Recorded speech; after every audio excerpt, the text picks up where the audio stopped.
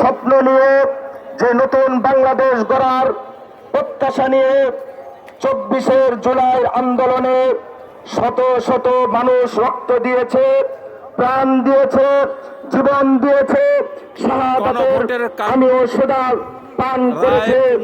আজকে আমরা নির্বাচন পরবর্তী বাংলাদেশে এই বাস্তবায়ন, মানুষের সেই আকাঙ্ক্ষার কোনো প্রতিফলন দেখতে পাচ্ছি না। এই অবস্থায় চলতে পারে না। আমরা বাংলাদেশের মানুষের আশা আকাঙ্ক্ষা বাস্তবায়নের জন্য আমরা রাজপথে থাকব। আমরা আমাদের আন্দোলন কর্মসূচি অব্যাহত রাখব।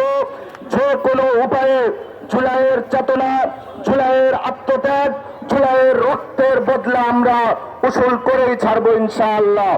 এদেশের 70% মানুষ জুলাই গণভোটে রায় দিয়েছে। আমরা এই রায় কোনোভাবেই বেহাল হতে দেব না।